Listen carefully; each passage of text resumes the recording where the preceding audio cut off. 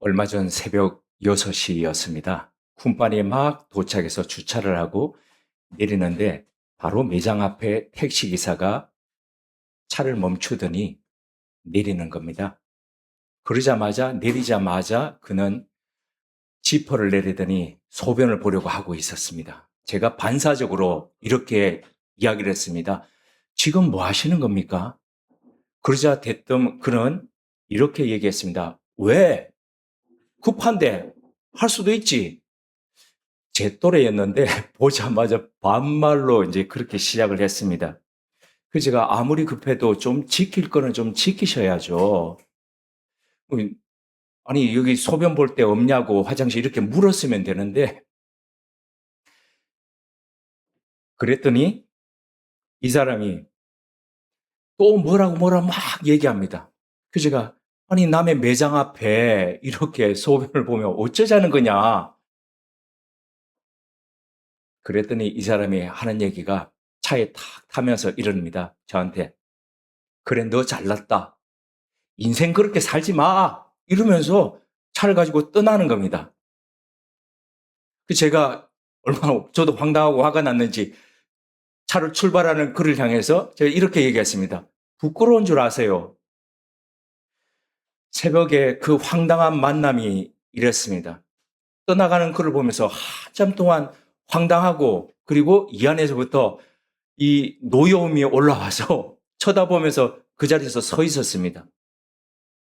그랬더니 그가 지나가고 난 뒤에 한참을 그렇게 서 있는데 세 가지 질문이 제 속에서 이렇게 떠올랐습니다. 혹 나도 저 사람처럼 내가 잘못했는데도 오히려 뻔뻔스럽게 저렇게 내 인생을 살고 있진 않을까? 두 번째, 그가 무심코 던진 그 말, 인생 그렇게 살지 마. 라는 말처럼 나 인생을 잘못 살고 있나? 때때로 빈말도 이렇게 그 진실처럼 파고 들어올 때가 있으니까 말입니다. 세 번째입니다. 뻔뻔스럽게 말하고 떠나는 그를 향해서 부끄러운 줄 아세요? 라고 했던 제 말처럼 저는 부끄러움을 알고 살고 있나? 이 세 가지 질문을 해보았습니다. 이 세 가지 질문은 참 묵직합니다. 왜냐하면 단순한 도덕적 자기 반성이 아니라 내가 어떻게 살고 있나? 어떻게 살 것인가가 이 질문들 속에 내포되어 있기 때문입니다.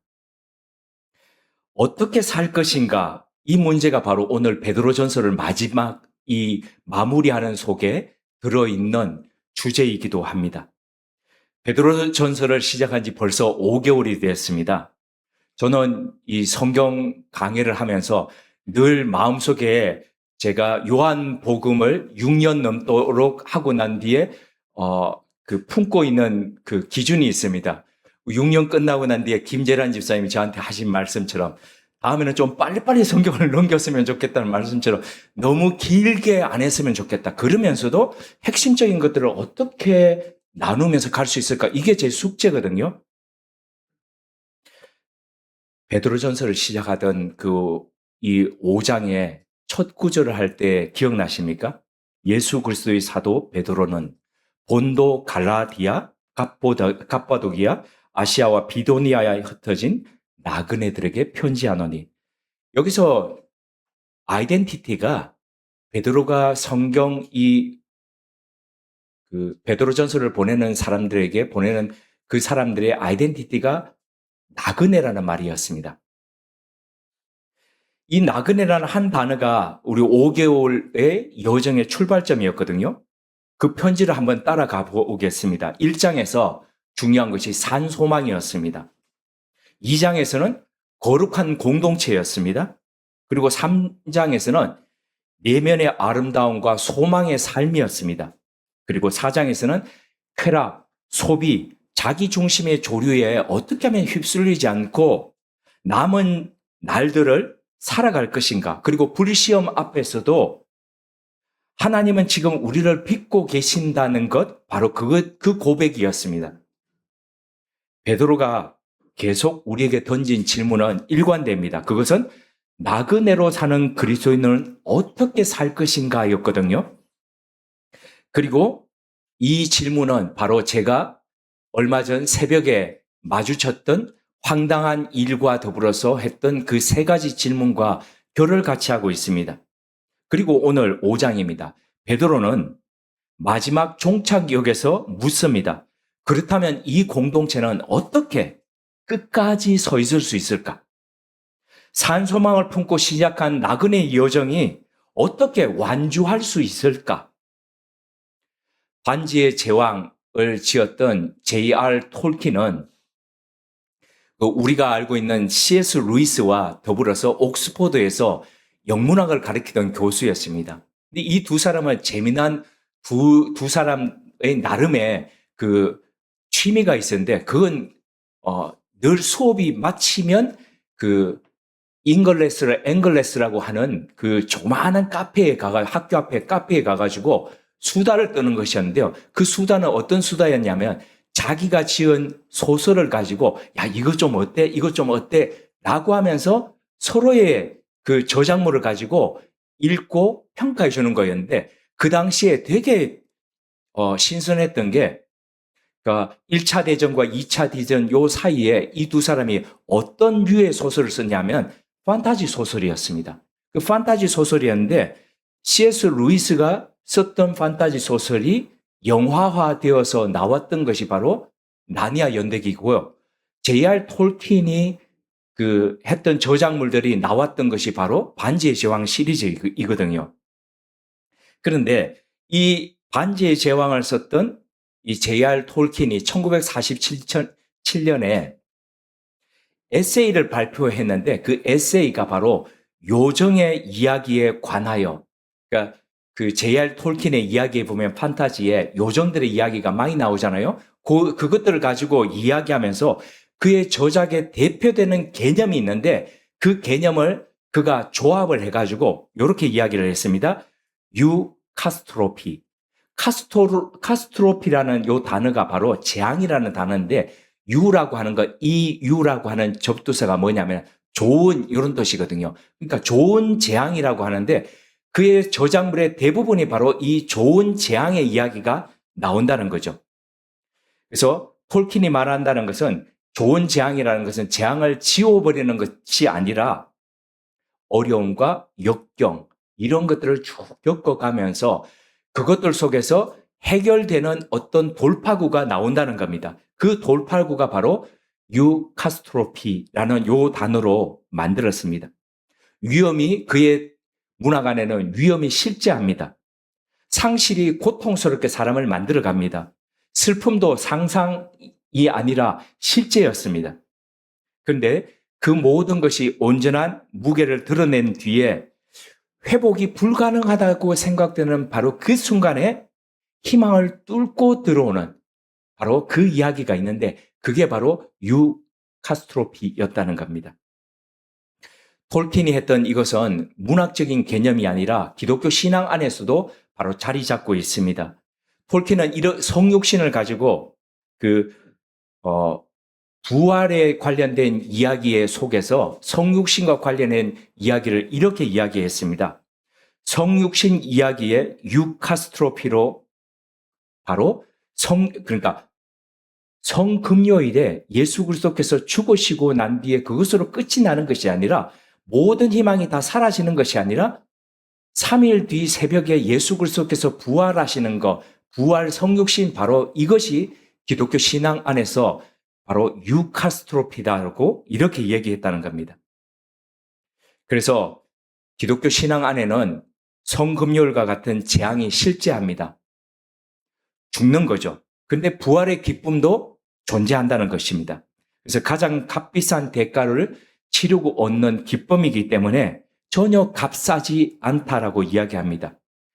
십자가가 부활이 되듯이 나그네의 고난이 고난으로 끝나지 않고 바로 영광과 부활로 이어진다라고 볼 수 있는 거죠. 이게 바로 베드로전서가 지금 1장에서부터 나그네로부터 시작해가지고 5장에서 마무리 짓는 바로 그 이야기라는 겁니다. 그래서 베드로전서 5장은 그 완주를 가능하게 하는 세 가지 기둥이 있다라고 이야기합니다. 우리가 끝까지 완주해야지라고 결심해가지고 완주하는 것이 아니라 그것을 완주하게 하는 세 가지 기둥이 있는데 그 기둥이 첫 번째가 바로 목양하는 공동체라고 이야기합니다. 두 번째가 겸손한 공동체, 그리고 세 번째가 깨어있는 공동체. 1절에서 3절을 제가 다시 읽겠습니다. 너희 중 장로들에게 고난하노니 나는 함께 장로된 자요 그리스도의 고난의 증인이요 나타날 영광에 참여한 자니라. 너희 중에 있는 하나님의 양무리를 치되 억지로 하지 말고 하나님의 뜻을 따라 자원함으로 하며 더러운 이득을 위하여 하지 말고 기꺼이 하며 맡은 자들에게 주장하는 자세를 하지 말고 양무리의 본이 되라. 베드로는 이 편지의 마지막에 그 흩어진 나그네 공동체를 책임지고 있는 지도자 그룹인 장로들에게 부탁을 합니다. 부탁을 하면서 나도 장로된 자라라고 얘기하면서 고난의 증인이다. 다른 말로 표현하면 뭐냐면은 나도 고난을 같이 겪고 있는 사람이다. 이런 뜻이거든요. 그러면서 그는 이렇게 얘기합니다. 양을 먹이라. 목양하라는 얘기죠. 근데 목양하라는 얘기는 단순히 다스리고 관리하라는 얘기가 아니라 먹이고 돌보고 품는 것을 얘기합니다. 어쩌면 베드로는 요한복음 21장의 이야기를 떠올리면서 이 이야기를 썼는지도 모릅니다. 요한복음 21장을 우리 잠시 한번 떠올려 보십시오. 예수님이 부활하시고 난 뒤에 갈릴리 바닷가로 찾아오셨습니다.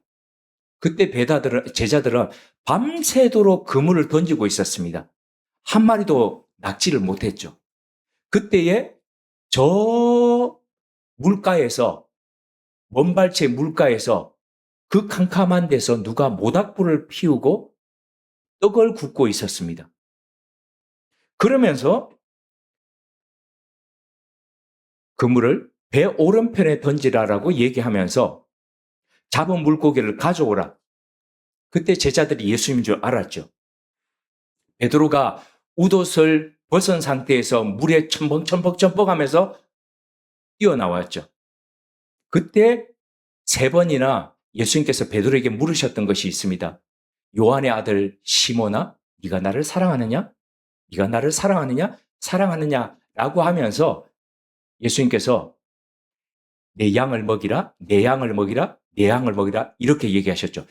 요걸 헬라어 원문으로 읽으면 조금 다른 뉘앙스가 되는데요. 어떤 뉘앙스가 되냐면 똑같은 질문과 똑같은 명령을 부탁을 하셨던 것이 아니라 처음 그리고 두 번째까지 네가 나를 사랑하느냐 이 말은 아가파오라는 말로 물으셨거든요.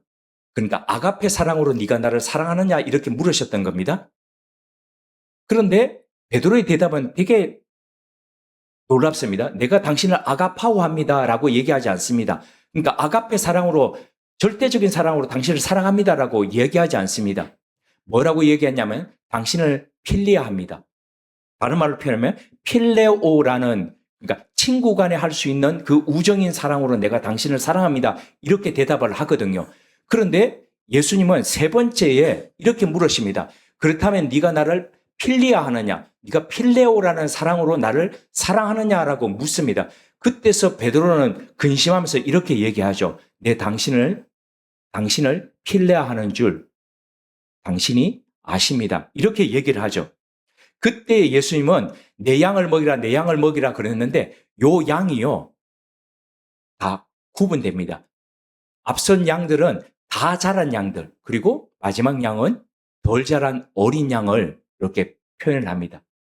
그러니까 우리가 sheep이라는 단어와 램이라는 단어 그리고 왜 스프링 램 뭐 이렇게 다 구분되듯이 구분된 단어로 하면서 구분하지 말고 양들을 구분하지 말고 네가 이렇게 사랑하고 먹이라라고 그렇게 얘기를 한 거죠. 베드로는 아마 이 장면을 떠올리면서 목양을 어떤 자세로 양을 먹여야 될 것인가를 아마 그렇게 부탁을 했을 겁니다. 에스겔 34장이 이 말씀의 배경이 되고 있습니다. 거기에 보면 이스라엘 목자들을 향해서 하나님의 탄식함이 나옵니다.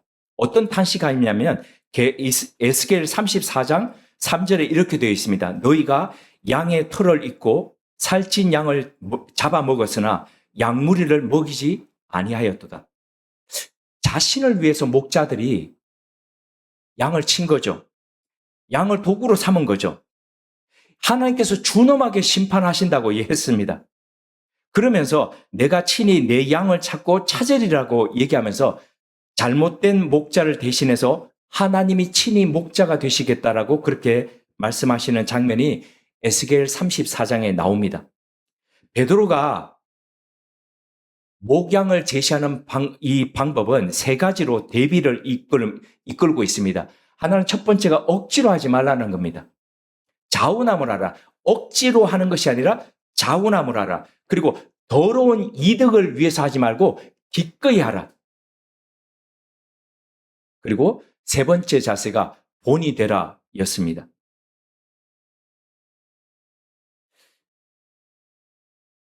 좀 슬픈 얘기인데요. 주중에 어떤 동기 목사하고 통화를 하는데 이렇게 얘기하는 겁니다. 누구누구 알지라고 얘기하는 겁니다. 네, 알지요. 그랬더니 어느 지방의 규모가 큰 교회에 목회를 하고 있었습니다. 근데 그렇게 잘하는 사람인 줄 알았는데 교회에서 쫓겨났습니다. 그러니까 갈라져 가지고 나왔겠죠. 근데 이런 얘기가 한두 얘기가 아니고 여기저기에 다 들립니다. 그러면서 이렇게 저한테 얘기했습니다. 너는 나도 그렇고 너도 그렇고 너희 교회의 교우들한테 고마운 줄 알아야 돼. 왜? 왜? 그랬더니 안 쫓아보내고 그대로 있잖아. 제가 참 감사한 마음으로 살아야 됐다. 이 말 생각하면서도 한편은 참 서글펐습니다. 목회하고 목양하는 목표가 그대로 은퇴할 때까지 거기에 있는 것 자체가 목적이고 목표라면은 이거 참 서글프다 하는 그런 생각이 들었습니다. 이 나이에 우리 갈 데 없잖아 라고 하면서 하는 그 말 속에 참 애잔함이 느껴졌습니다. 목양은 억지로가 아니라 자원함으로 더러운 이득을 위해서 하는 것이 아니라 기꺼이 하는 것으로 주장하는 자세가 아니라 본이 되는 자세로 하라는 이 베드로의 말이 저는 묵직하게 다가옵니다. 4절입니다. 이렇게 할 때에 어떤 결과가 있을 것인지에 대해서 얘기하고 있습니다. 목자장이 나타나실 때에 시들지 아니하는 영광의 관을 얻으리라. 목자장이라는 것은 예수 그리스도를 이야기합니다. 목자의 목자. 우리가 목용할 수 있는 것은 그분이 우리를 목양하셨기 때문인데 그분이 오실 때까지 이렇게 하면 이런 상이 있을 것이라는 그 말을 교회를 책임진 그 장로들에게 그리고 오늘날 사람들에게 하고 있는 것이죠. 5절에서 7절입니다. 다 서로 겸손으로 허리를 동이라. 하나님은 교만한 자를 대적하시되 겸손한 자들에게는 은혜를 주시느니라. 그러므로 하나님의 능하신 손 아래에서 겸손하라. 때가 되면 너희를 높이시리라. 너희 염려를 다 주께 맡기라. 이는 그가 너희를 돌보심이라. 베드로는 이제 공동체 전체에게 말하고 있습니다. 서로 겸손으로 허리를 동이라. 여기서 허리를 동이라는 이것은 우리의 지금의 개념하고 달리 이 2000년 전 고대 시대에는 노예들이 주인이 손, 발을 씻으려 그럴 때에 허리를 묶고 그 밑에서 무릎을 꿇고 씻겨주는 그런 개념이거든요. 앞치마를 두르는 것과 같은 그런 개념입니다. 그래서 겸손은 그냥 단순하게 마음의 자세를 넘어서 가지고 몸을 낮추면서 섬기는 구체적 행동이라고 지금 이야기하고 있는 거죠. 겸손을 잠언 3장 34절은 이렇게 얘기합니다. 하나님은 교만한 자를 대적하시되 겸손한 자에게는 은혜를 주신다. 이 교만과 겸손의 차이는 바로 하나님의 함께 하심이냐 하나님의 대적의 자리에 서느냐 이 차이인데 오늘날 시대는 이런 겸손보다는 교만을 부추기는 시기라고 할 수 있는데, 구체적으로 기독교 신앙 안에서 겸손과 교만을 그냥 한 단어로 구분하자면, 한 문장으로 구분하자면 이렇게 할 수 있겠습니다.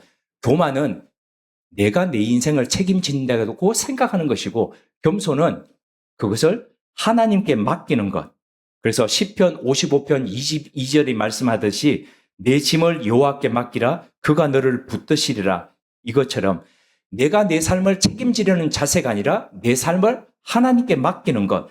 그리고 그런 태도, 이것이 바로 겸손이라고 할 수 있는데, 베드로는 믿으신 하나님께 창조주께 영혼을 의탁하라고 4장에서 이미 말을 했는데 5장에서는 바로 그 겸손을 구체적인 삶의 모습으로 이야기를 하고 있습니다. 실천의 방식으로 얘기하고 있습니다. 그러면서 이렇게 얘기합니다. 염려를 던지라. 근데 여기서 던지라는 단어는 어떤 거냐면 내 손으로 감당할 수 있겠다 생각하고 끝까지 잡고 그렇게 살아가는 것이 아니라 이것을 더 크고 능하신 그분 앞에 내던지는 것. 바로 그것인 거죠. 이유가 뭐냐면 이는 그가 돌보심이라. 하나님이 우리가 던진 짐을 책임지고 붙드시고 이끌어 주신다는 바로 겸손한 공동체의 비밀이 여기에 있다는 것입니다. 세 번째입니다. 8절에서 9절입니다. 근신하라 깨어라 너희 대적 마귀가 우는 사자같이 두루다니며 삼킬 자를 찾나니 너희는 믿음을 굳건히 하여 그를 대적하라. 이는 세상에 있는 너희 형제들도 동일한 고난을 당하는 줄 알미라. 베드로는 마지막 경고를 하는데 순서가 매우 흥미롭습니다. 마귀를 먼저 이야기하지 않습니다. 뭘 이야기하느냐면 우리 자신의 자세를 먼저 이야기합니다. 근신하라, 깨어라. 싸움의 핵심은 바로 이것이라는 거죠. 마귀가 강해서 무너지는 것이 아니라 우리가 근신하지 않았기 때문에, 우리가 깨어있지 않기 때문에. 오늘날 마귀의 가장 효과적인 전략법이 있다고 한다면, 하나를 든다면 그것은 바로 무감각이라고 할 수 있습니다.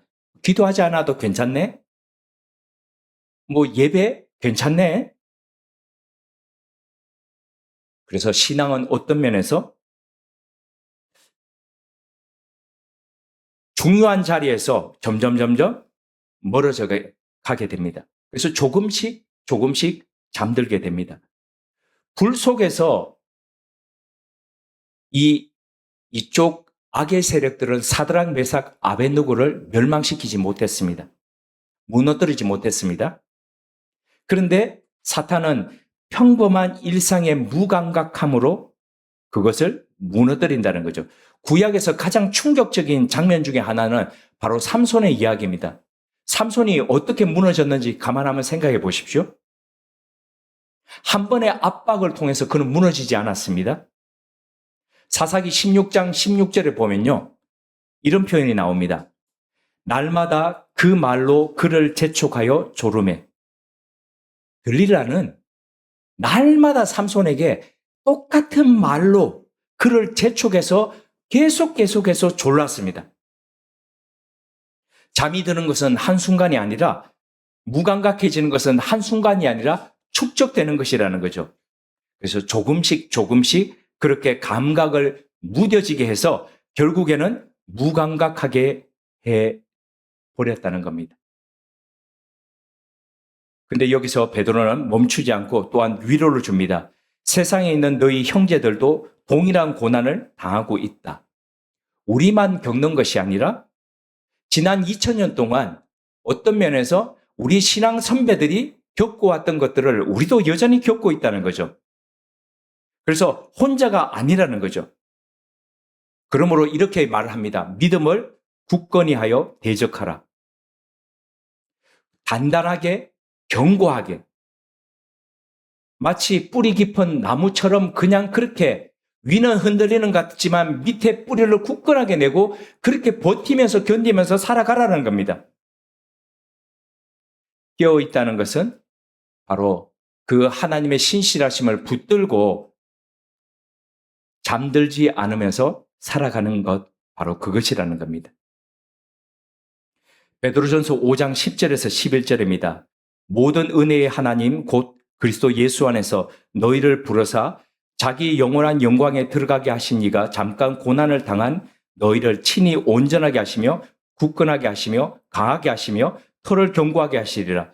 권능이 세세토록 그에게 있을지어다. 아멘. 이 두 구절이 베드로전서의 결론입니다. 16주의 모든 여정이 이 두 문장 속에 들어 있습니다. 4개의 동사로 연속해서 등장하는데요. 온전하게 하시며 굳건하게 하시며 강하게 하시며 털을 견고하게 하시리라.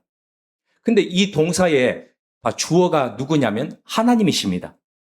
우리가 스스로 세우는 것이 아니라 하나님이 주어가 되셔가지고 온전하게 하시고 굳건하게 하시고 강하게 하시고 견고하게 하신다는 겁니다. 온전하게 하다는 것은요, 부러진 뼈를 다시 맞춘다는 겁니다. 찢어진 그물을 수선한다는 겁니다. 우리 안에 부서지고 찢어진 것들을 그분이 다시 회복시키신다는 거죠. 굳건하게 하신다는 것은 지지대를 세워주신다는 겁니다. 태풍이 올 때에 예전에는 우리 거기에 신문 바르고 테이프 바르고 했지 않습니까? 근데 저는 유럽의 집들 중에서 보면 우리처럼 그렇게 바람도 없을 건데 근데 부러운 것이 있었습니다. 저거는 꼭 하고 싶은데 그게 뭐냐면 바깥 덧창이었습니다. 사실은 우리는 커튼보다도 바깥 덧창이 필요한 그런 기후인지도 모릅니다. 바깥 덧창은 바람을 막아줄 뿐만 아니라 뜨거운 열기가 그 창문 안으로 안 들어오게 하지 않습니까?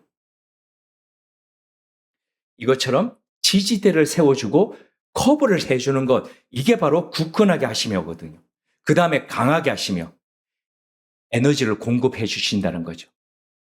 고갈되지 않게 해주신다는 거죠. 털을 견고하게 하시며 이건 바로 기초를 닦아주시고 반석 위에 세워주신다는 거죠.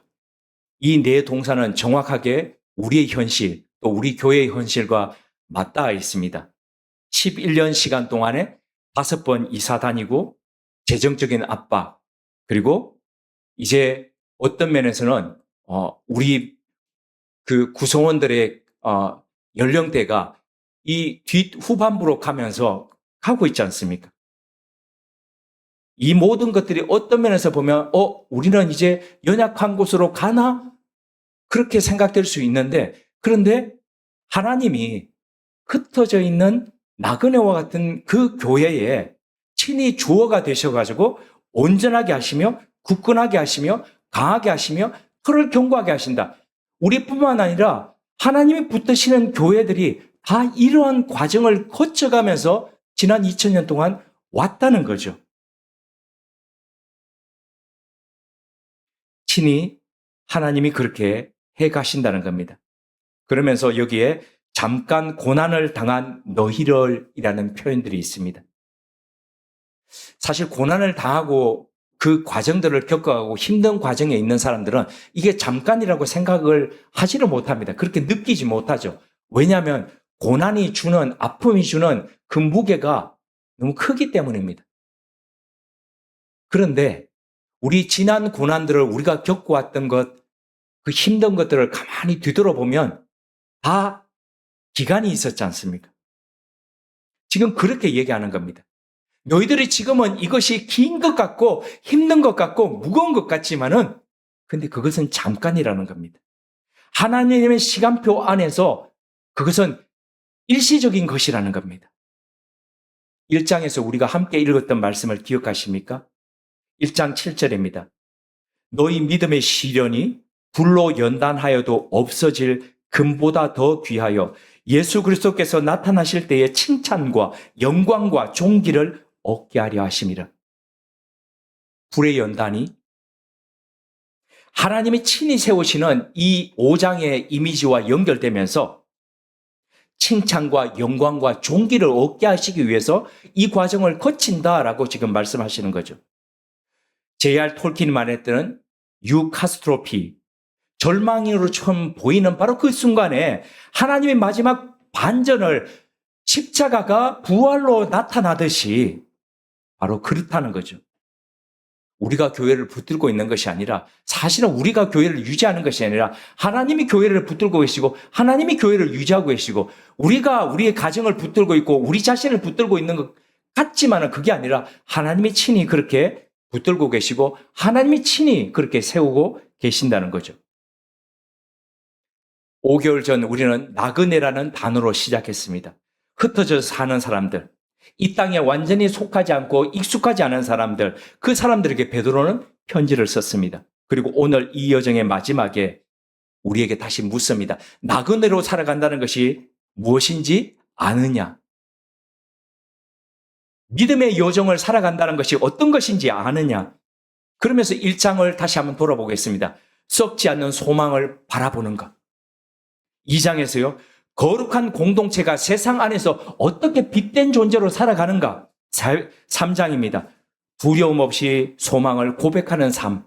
4장은요. 쾌락, 소비, 즉각적 만족, 그리고 자기 중심의 조류에서 남은 날들을 어떻게 하면 그분의 뜻 가운데서 살아갈 수 있을까? 불시험 앞에서도 어떻게 살아갈 것인가? 그리고 5장입니다. 이 모든 것들을 하나로 묶으면서 말씀 안에서 목양하는 공동체가 되라. 겸손으로 서로 섬기라. 근신하고 깨어 있으라. 하나님이 붙드신다. 이 말씀으로 마무리합니다.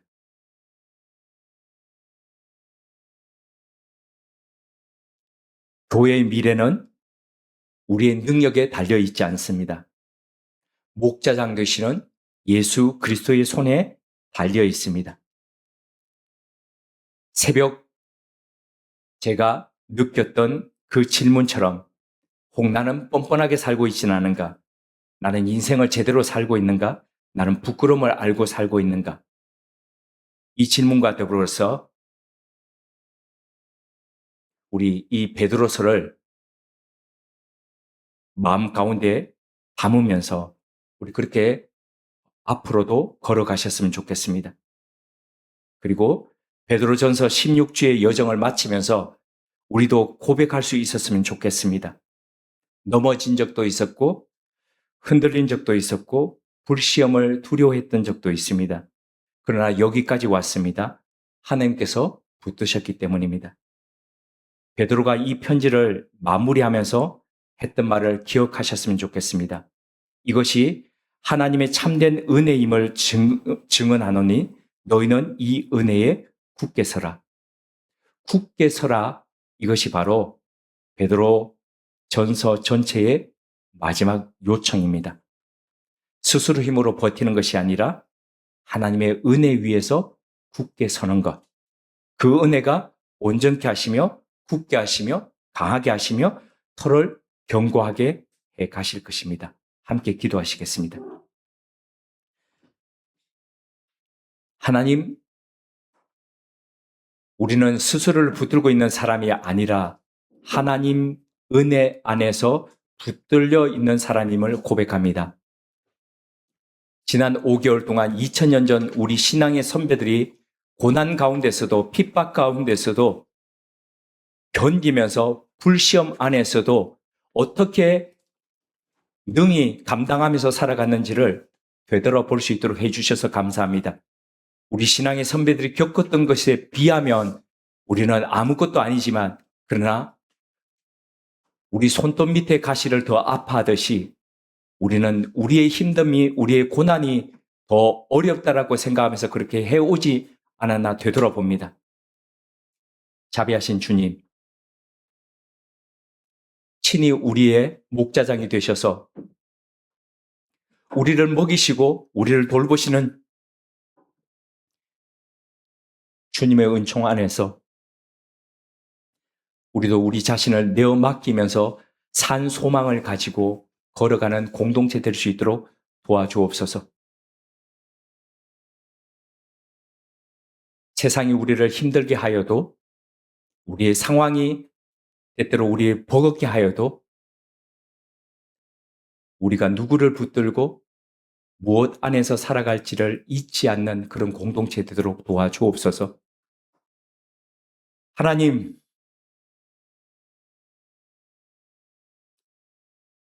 우물음을 기억해 주시고 우물음 안에서 서로를 의탁하면서 하나님을 보면서 살아가는 여기에 계신 모든 분들을 기억해 주시기를, 기억해 주시기를, 붙들어 주시기를 간곡하게 빌며 예수님 이름으로 기도드립니다. 아멘.